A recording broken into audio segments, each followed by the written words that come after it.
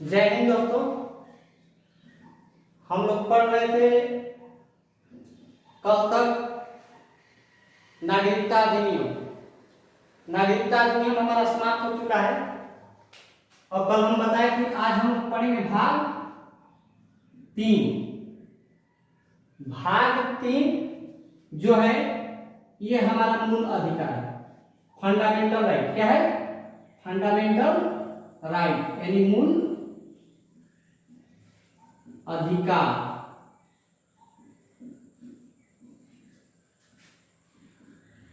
क्या है?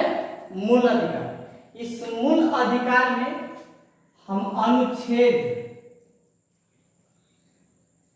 12 से 35 तक कितना पढ़ेंगे?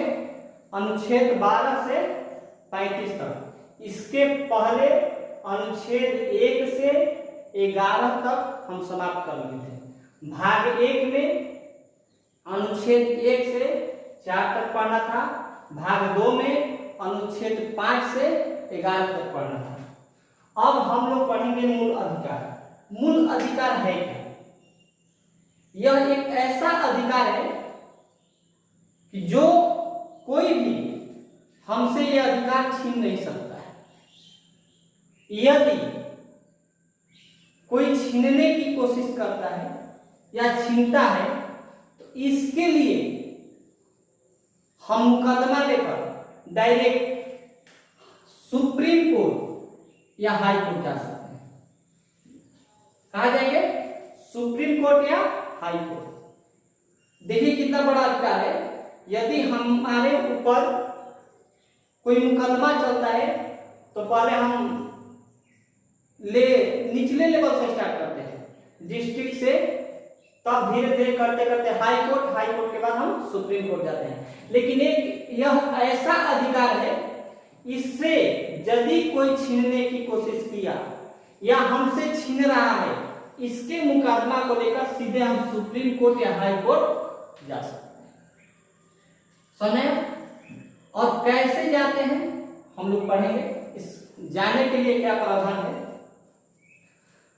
सबसे पहली बात कि भाग 3 मूल अधिकार, इसमें हम अनुच्छेद 12 से 35 तक पढ़ेंगे। आज देखते हैं कितना तक हो जाता है। और यह मूल अधिकार जो है कहां से लिया गया है? तो यह मूल अधिकार अमेरिका से लिया गया है। कहां से?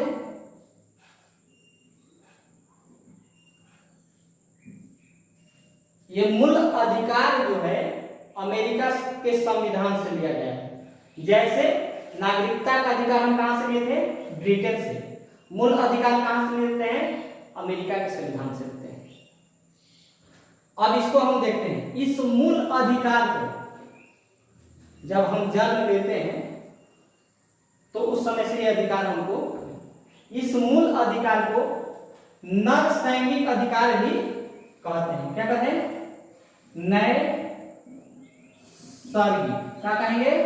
नैसर्गिक अधिकार या मैग्ना कार्टा। क्या कहेंगे? यह नैसर्गिक अधिकार है या मैग्ना कार्टा भी कहते हैं। मूल अधिकार को मैग्ना कार्टा या नैसर्गिक अधिकार भी कहते हैं। क्लियर? और ये कहां से लिया गया है? अमेरिका के संविधान से लिया गया है। अब हम इसको पढ़ते हैं किसमें क्या है, हमारा मूल अधिकार क्या है। ठीक ना? मूल अधिकार अनुच्छेद 12 से स्टार्ट होता है। अनुच्छेद 12, अनुच्छेद 12 में है राज्य का परिभाषा। क्या होगा? राज्य का परिभाषा।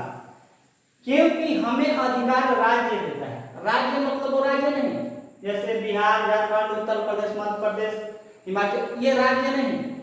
राज्य का परिभाषा, राज्य का मतलब हो कि जैसे कि भारत सरकार जो है वो अपने आप में एक राज्य है। क्या है? अपने आप में, यानी कि अपना निर्णय खुद ले सकती है। इससे कोई निर्णय लेने के लिए बाध्य नहीं करेगा। ये राज्य है, जैसे हम कभी कभी सुने भी होंगे स्टेट, आप स्टेट है का, स्टेट का मतलब होता है राज्य। राज्य मतलब वो अपना निर्णय खुद ले सकता है। जैसे रेलवे मंत्रालय एक राज्य है, वो अपना निर्णय खुद ले सकता है। यूपीएससी एक राज्य है, वो अपना निर्णय स्वयं लेगा, उसमें कोई हस्तक्षेप नहीं करे। बीपीएससी एक राज्य है, वो अपना निर्णय स्वयं लेगा। समझे? राज्य का मतलब क्या होता है। अब अगला है हमारा अनुच्छेद 13। अनुच्छेद 13 में अल्पीकरण है। क्या है? अल्पीकरण। अल्पीकरण का मतलब आपका मूल अधिकार जो है ना, आपका अधिकार ऐसा नहीं होना चाहिए कि आपके अधिकार से यदि किसी दूसरे के अधिकार को क्षति पहुंचता है, किसी के दूसरे के अधिकार को चोट पहुंचता है, तो आपके अधिकार को समाप्त किया जा सकता है। यानी आपका अधिकार या आपके अधिकार से किसी दूसरे के अधिकार पर हस्तक्षेप होता है, उसके अधिकार को रोका जा सकता है, तो आपके अधिकार को समाप्त किया जा सकता है। ये नहीं कि कोई आ रहा है हम उसको लाठी से बीच में घेर दिए, ये अधिकार नहीं है। यदि आपके मूल अधिकार से किसी दूसरे के मूल अधिकार पर अटैक हो रहा है, तो आपके अधिकार को समाप्त किया जाएगा। ये अल्पीकरण है। 14 में है विधि के समक्ष समानता। विधि के समक्ष समानता यानी विधि माने कानून, कानून के समक्ष, कानून के सामने सब बराबर है। क्या है? कानून सबके साथ समान व्यवहार करेगा। जिस केस में यदि मान लो कोई केस है, कोई मुकदमा है, उस मुकदमा में मेरा नाम है, आपका नाम है, या किसी सांसद का नाम है, किसी विधायक के बेटे का नाम है, तो जो सजा उनको सुनाई जाएगी वो सजा आपको भी सुनाई जाएगी। यानी कि इसमें किसी के साथ भेदभाव नहीं होगा, है ना। और विधि के समक्ष समानता जो है, इसको ब्रिटेन से लिया गया है। कहां से? ब्रिटेन से लिया गया है। विधि के समक्ष समानता समझा? यानी कि आपके गलती की सजा उतना ही मिलेगी जितना एक जज के बेटे को सजा की गलती की सजा मिली। इसमें किसी के साथ भेदभाव नहीं किया जाए। इतना ही नहीं, विधि के समक्ष समानता के साथ साथ कानून के समान संरक्षण, कानून के समान संरक्षण मतलब कि सजा हमारी समान सुनाई जाएगी और कानून उन्हें जिस तरह से बचाएगा उसी तरह से हमें भी बचाएगा। कानून उन्हें जो सुरक्षा देगा वो सुरक्षा हमें भी देगा। समझे? अब आते हैं अगला क्या है। अब देखिए, विधि के समक्ष समानता जो है ब्रिटेन से लिया गया है, और कानून के समान संरक्षण यूएसए यानी कि अमेरिका से लिया गया है। ठीक है? अब अनुच्छेद 15 क्या कहता है? अनुच्छेद 15 कहता है जाति, धर्म, लिंग, जन्म स्थान। जाति, धर्म, लिंग या जन्म स्थान के नाम पर आप किसी के साथ भेदभाव नहीं कर सकते। तो ना, जाति, धर्म, लिंग और जन्म स्थान के नाम पर आप किसी के साथ भेदभाव नहीं कर सकते। उसके बाद अनुच्छेद 16, अनुच्छेद 16 में कहता है लोक नियोजन, लोक नियोजन में समानता। आपको लोग लिखते भी जाइएगा या स्क्रीनशॉट ले लीजिएगा। लोक नियोजन में समानता यानी कि जैसे सरकारी नौकरी के लिए हम फॉर्म अप्लाई करते हैं, उसमें भी आपके साथ समान व्यवहार किया जाएगा। किसी प्रकार का भेदभाव नहीं होगा।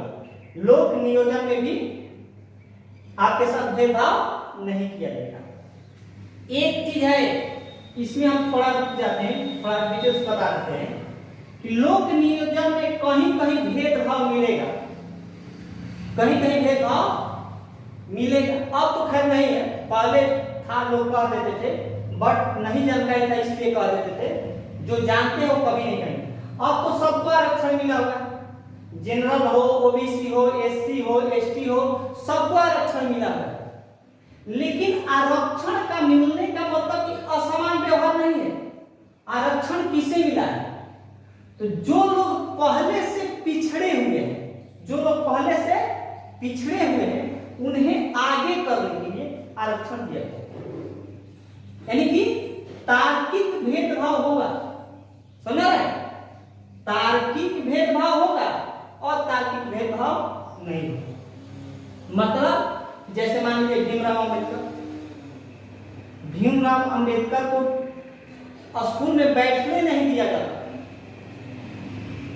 उस व्यक्ति ने इतना कष्ट करके अपने अधिकार को प्राप्त किया और अपने अधिकार को दिलवाया, संविधान में लिखवाया। तो इसको हम भेदभाव नहीं कहेंगे। ये क्या है कि जो वो जाति जो है, ये सब जातियां पहले से पिछड़ी हुई है, इन्हें आगे करने के लिए कुछ रियायतें दी गई है। इन रियायतों को हम भेदभाव नहीं मानेंगे, ये तार्किक भेदभाव, ये जरूरी है। नहीं तो अगड़े अगड़े रह जाएंगे, पिछड़े पिछड़े रह जाएंगे। अब तो खैर सबको आरक्षण मिल गया, क्लियर? और 17 में हम आते हैं। 17 कहता है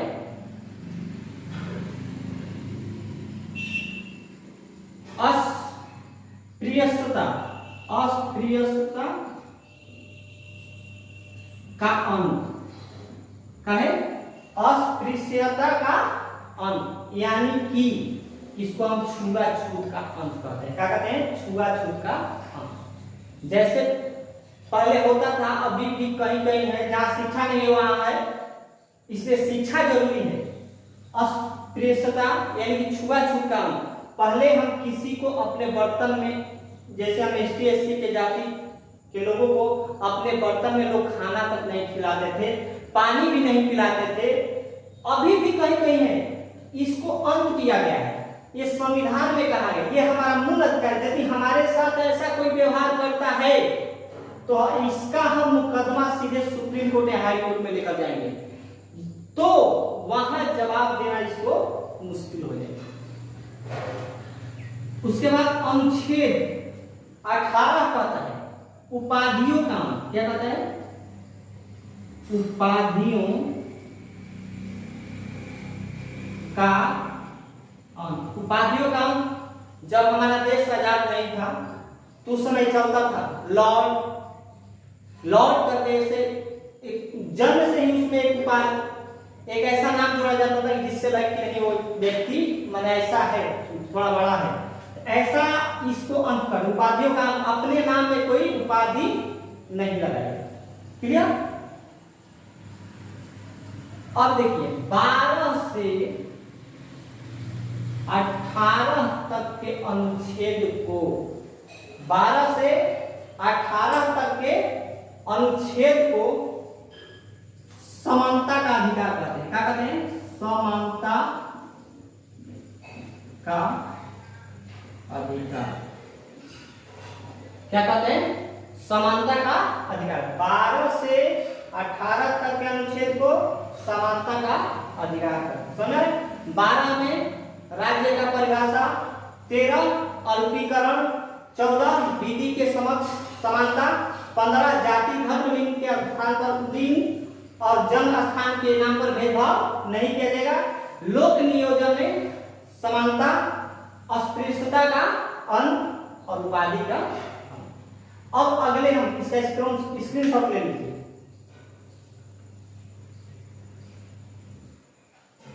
अगला हम देखेंगे अनुच्छेद 19 क्या कहता है। अनुच्छेद 19 क्या कहता है? अनुच्छेद 19 को हम अपने संविधान के रीढ़ मानते हैं। क्या मानते हैं? रीढ़ मानते नहीं बल्कि कहा भी गया है।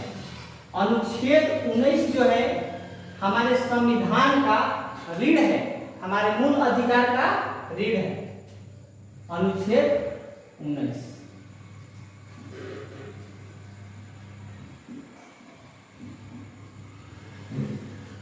अनुच्छेद 19 कहता है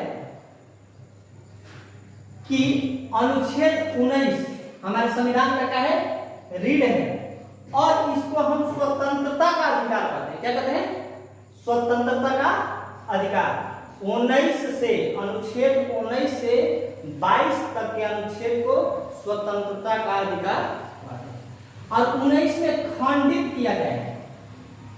19 के 1, 19 के 2, 19 के 3, ऐसे हम करके पढ़ेंगे। अनुच्छेद 19 के 1 कहता है अभिव्यक्ति की स्वतंत्रता।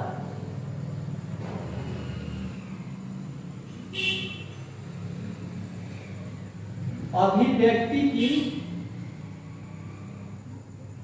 स्वतंत्रता क्या होगी? अभिव्यक्ति यानी कि हम स्वतंत्र हैं, है ना। अभी इसी में है निजता का भी स्वतंत्रता। हमसे कोई पूछता है तो उसका आंसर कितना तक हमें देना है, कितना नहीं है, मेरे ऊपर निर्भर करता है ना। अभिव्यक्ति की स्वतंत्रता। 19 के 2 में क्या है? 19 के 2 कहता है अभिव्यक्ति की स्वतंत्रता में क्या क्या है, इसको हम देख लेते हैं, लिख लेते हैं, देख कर लेते हैं। आप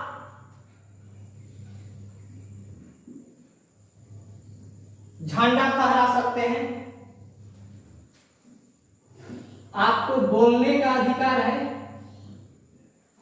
आप बोल सकते हैं,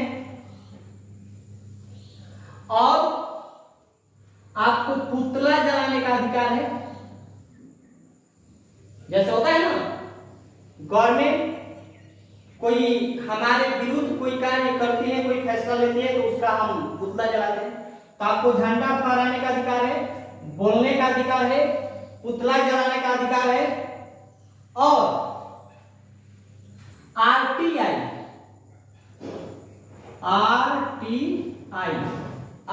एक ऐसी व्यवस्था है जिससे हम गवर्नमेंट के द्वारा किए गए कार्य की सूचना मांग सकते हैं।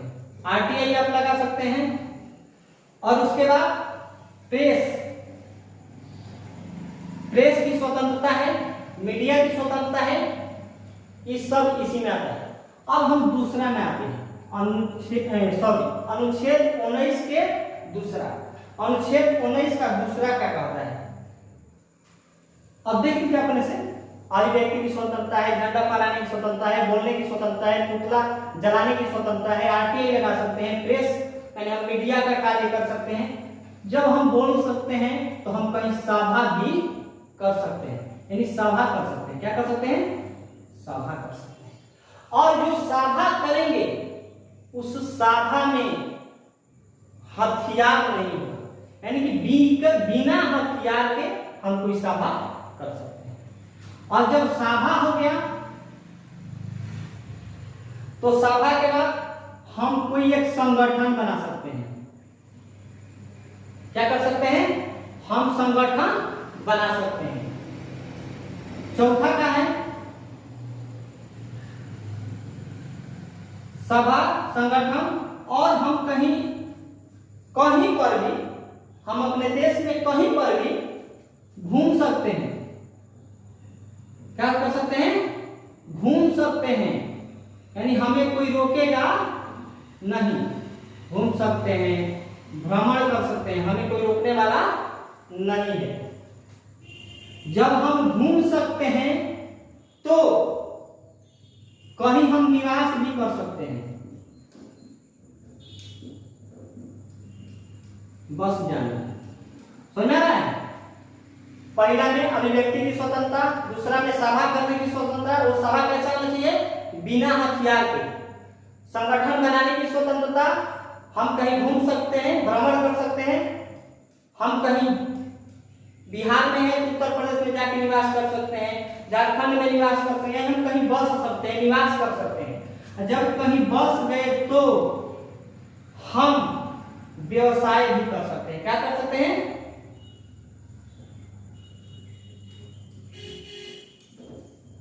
समझ में आ रहा है? हम व्यवसाय कर सकते हैं। अब देखिए एक चीज छूट रहा है, सॉरी, निवास कर सकते हैं, बस सकते हैं, और